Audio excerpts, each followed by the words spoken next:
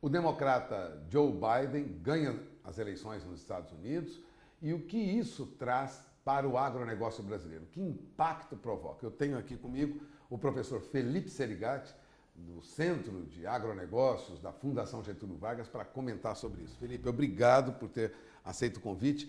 Vamos falar um pouco sobre o que preocupa com a nova presidência dos Estados Unidos quando olhamos para o agronegócio brasileiro. Excelente. Em primeiro lugar, muito obrigado pelo convite, Pulga.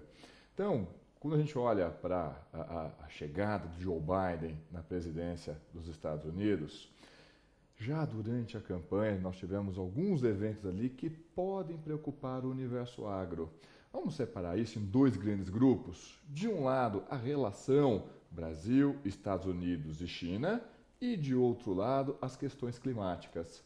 Do primeiro grupo, relação Estados Unidos e China, essa a princípio, no curto prazo, na minha opinião, é o que menos preocupa.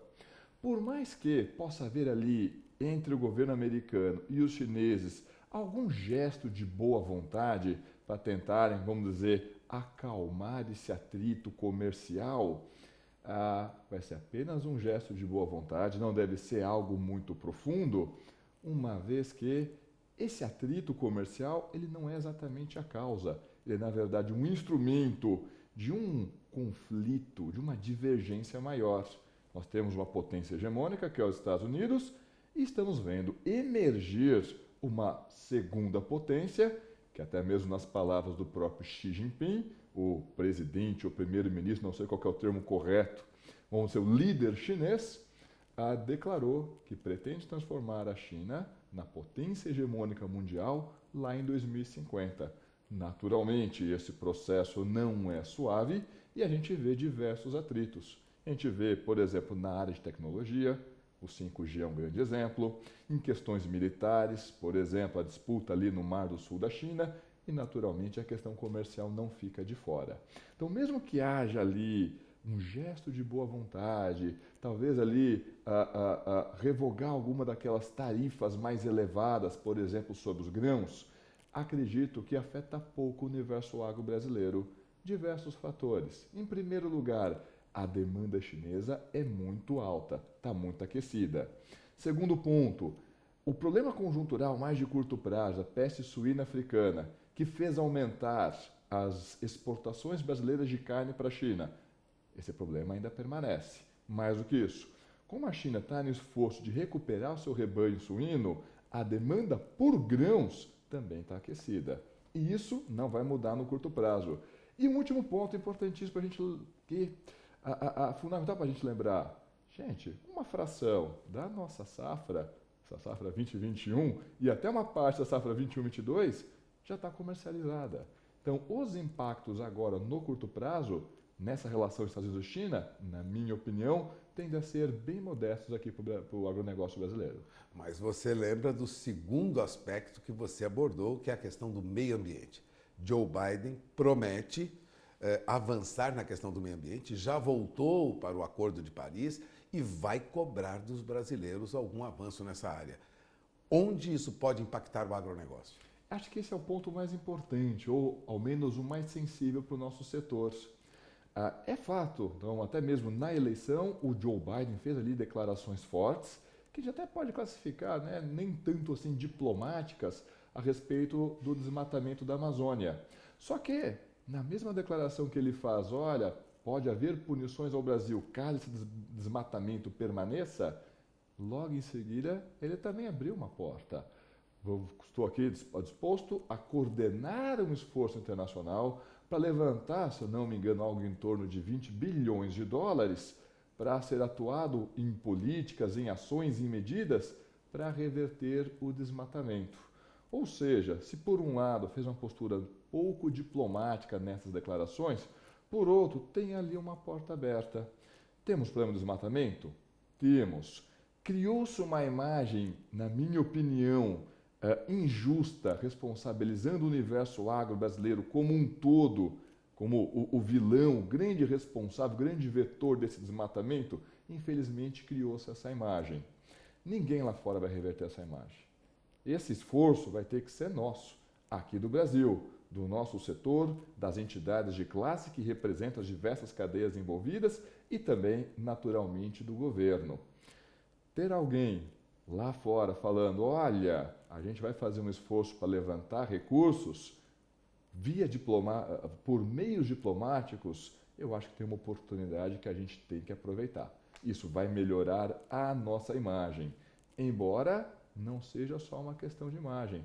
A gente tem muita coisa legal no agronegócio brasileiro para mostrar para o resto do mundo. Não, o agronegócio brasileiro não é, sei lá, 2 tratores com uma grande corrente passando por cima da floresta e conforme vai derrubando as árvores, vai jogando gasolina e tocando fogo. Pelo amor de Deus, o agronegócio brasileiro não é isso. Muito pelo contrário. Só um exemplozinho rápido. Por exemplo, nós somos, em área total, o universo agro que tem a maior agricultura de baixa emissão de carbono do planeta. Então não é assim, porque ele está fazendo uma prática. Não, de baixa emissão de carbono. Nenhum país tem uma área total com técnicas de baixo carbono, baixa emissão de carbono, como o Brasil. Por exemplo, plantio direto. Por exemplo, os sistemas integrados. Lavoura-pecuária, floresta. A gente tem muita coisa bacana para mostrar para o resto do mundo. O governo sabe mostrar isso nos fóruns internacionais? O governo brasileiro atua corretamente? Puxa vida, eu não sei se o governo sabe. Provavelmente sabe fazer isso. Mas é difícil você competir com, vamos dizer assim, a quantidade de produtores de conteúdo, de formadores de opinião, qualificados ou não, que estão batendo nessa tecla de que o agronegócio brasileiro é desmatador. Vamos lá, é difícil, sei lá, um governo, principalmente se tem ali algum problema de credibilidade, ou até mesmo as próprias entidades de classe do setor, que o pessoal vai dizer, não, mas eles estão tentando defender porque eles têm interesse. Óbvio que tem interesse, e é legítimo.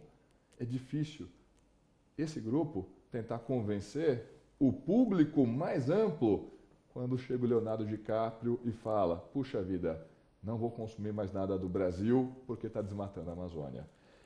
Correto ou não, fato é, uma declaração, sei lá, de um Leonardo DiCaprio da vida, tem muito mais apelo do que junto ao público mais amplo, tem mais apelo do que uma declaração de alguém do governo ou de alguma entidade de classe que representa o setor. Temos que trabalhar muito para reverter essa situação. Sem dúvida alguma, e só depende de nós. Ou pelo menos depende de nós em que sentido? Não vamos imaginar que alguém lá fora vai olhar e falar, gente, acho que nós estamos errados, hein? Olha como a gente está sendo cruel e injusto com o universo agro brasileiro. Ninguém vai falar isso lá fora. Esse esforço de pegar essa pedra e voltar ela lá no alto da montanha é nosso.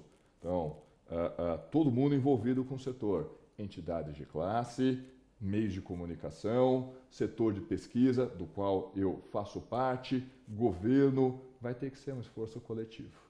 Bom, tá aí o recado de Felipe Serigati. O problema é nosso. Outros pesquisadores têm a mesma linha de pensamento do Felipe. Eu lembro que o Yankee, por exemplo, Mark Yankee, já alertou para isso aqui no Canal do Boi. O esforço é do produtor rural, das entidades e dos governos. É uma luta difícil, mas temos que continuar. Caso contrário, vamos ficar à mercê das críticas internacionais, não? Pois é, aí a gente vai posicionando os nossos produtos como um produto de segunda classe. A demanda haverá por esses produtos lá fora? Provavelmente sim. Em termos de quantidade, é muito difícil substituir o Brasil, ao menos no curto prazo. Porém, a gente vai estar desperdiçando oportunidades de acessar mercados, por exemplo, que pagam mais pelo nosso produto. O caso da carne é muito claro nessa direção. Bom, está aí o aviso. Felipe Serigati, pesquisador da Fundação Getúlio Vargas. Agradeço mais uma vez a entrevista do Felipe. Walter Puga Júnior, de São Paulo.